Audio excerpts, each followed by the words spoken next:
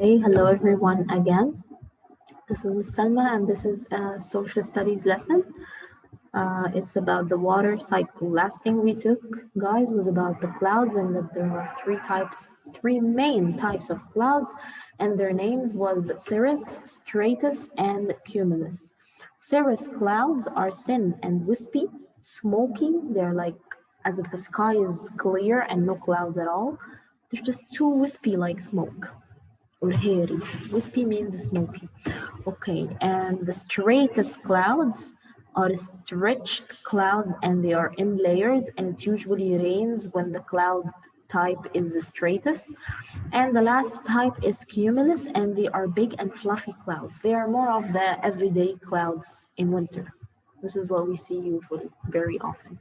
Okay, now we're going to go through the water cycle and what forms clouds and how it rains and everything about that. Okay, so let's start.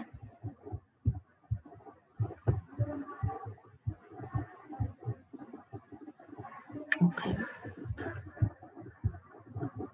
all right, the water cycle.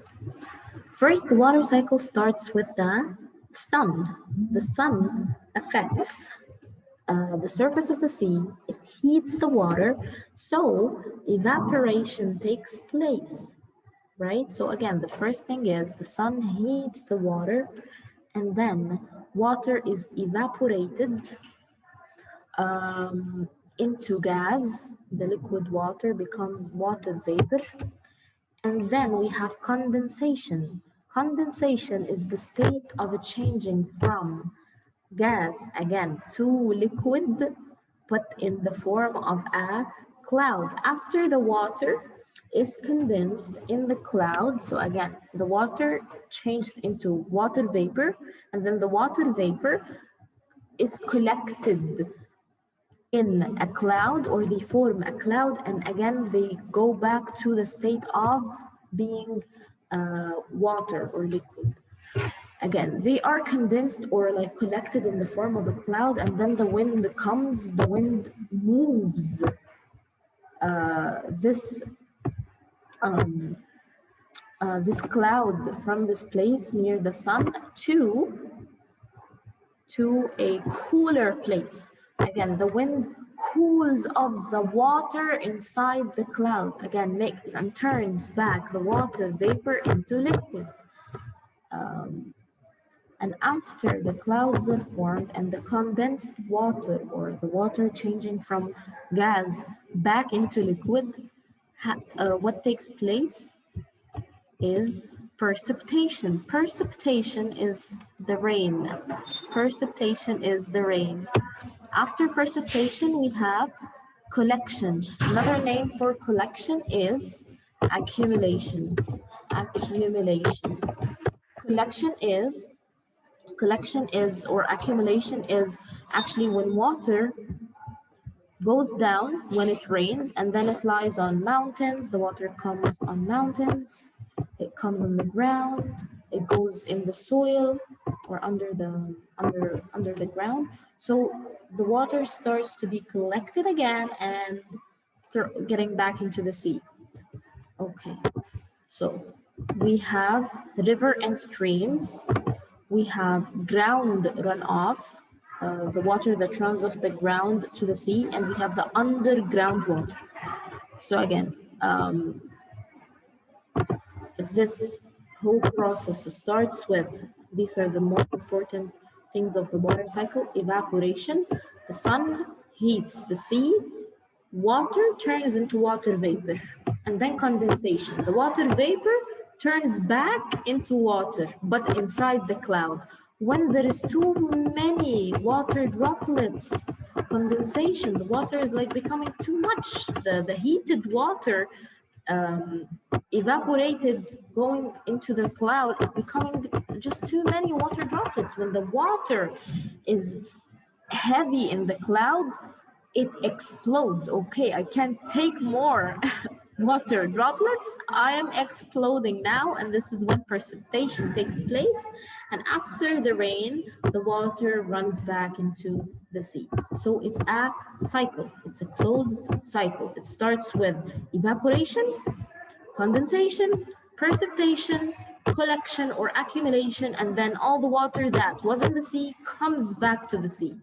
And everything repeats itself again. So first thing, here we have precipitation, accumulation, transpiration, which is new, and evaporation. Transpiration is just the same as um, evaporation, but a different kind of water. So evaporation, I say evaporation when I'm talking about the water that comes from the sea. Transpiration is the water that comes from the plant. The transpiration process, as science says, um, it's like plants when it's very hot. Plants usually, like us, people, we sweat. When it's very hot and we walk in the summer and so on, we sweat. Our body starts to get water, right? The sweat. So plants do the same thing. When it's very hot, plants feel like we need minerals, we need water, so they start sweating. This helps them continue the photosynthesis process. And then after the evaporation, we have the condensation, and then the circle goes back again. Precipitation, accumulation, evaporation, condensation. Well, here transpiration is not important. I'm not really looking for it. So just forget about it.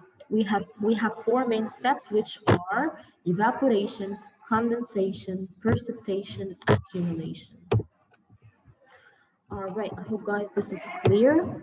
And this is just the soil moisture zone. Again, when the plant is too hot, the water comes up and makes like dew, water droplets on the plant, and this becomes evaporated. So again, it's the evaporation of water from plants. Plants like me release water to supply photosynthesis, bring minerals up from the roots. Water has minerals. So yeah, they need these minerals. That's why they do the transpiration in the first place. That's why they sweat, the plants sweat. This is so not important and off topic. I just wanted you to know. Okay, so then we have evaporation, which is the sun heating the surface, water evaporates, and then here, which I said, the cloud becomes too full with water, and this is called, or takes us to, condensation. Here, solar energy drives evaporation of water from the ocean. The evaporated water changes from a liquid into water vapor, a gaseous form. And then condensation, the transformation of water vapor back into liquid water by cooling through wind, All right, the water droplets become droplets or liquid again inside the cloud. After they become like that, as we said here, evaporated water is warmed and rises into the air where it eventually cools and condenses to form clouds. We have the precipitation. Precipitation could be in the form of rain, and we mentioned this before on like in an online lesson, hail or snow or snowflakes and so on. So what does this depend on? The form of the precipitation, whether it's going to be rain, hail, or snow. It depends on the weather or the weather temperature. The weather temperature. If it's normal, it's going to be rain. And if it's less than 0, then it's going to be hail. And if it's even colder, like -8, it's going to be snow. If it's even colder than -8, it's going to be snowflakes and so on. So again, we have the precipitation. All of this is called precipitation. It's the same process or the same step. However, this precipitation can come into different forms, which are rain, hail, or snow, depending on how cold the weather or the air around this water coming down is. So again, the precipitation is rain, hail, or snow falling from the clouds due to the condensation of water, because of the condensation of water. When clouds become very heavy with condensed water, I told you, they explode, they cry. The water is released in the form of rain, hail, or snow. What does this depend on? Whether it's going to be rain, hail, or snow, on that weather temperature. Okay. Then the last step is accumulation, which is the water coming back to the sea, the collection of precipitation into rivers, lakes, and oceans. Again, it's the collection of the rain or precipitation into rivers, lakes, and oceans. This completes the water cycle. I hope you guys, I hope guys, this was easy on you and you understood this lesson. I know it's a little bit of science, but yeah, I guess it's easy and you already took it in science. This what makes it even easier. Okay, guys, I hope this was beneficial. I hope everybody got it. See you next time. Goodbye.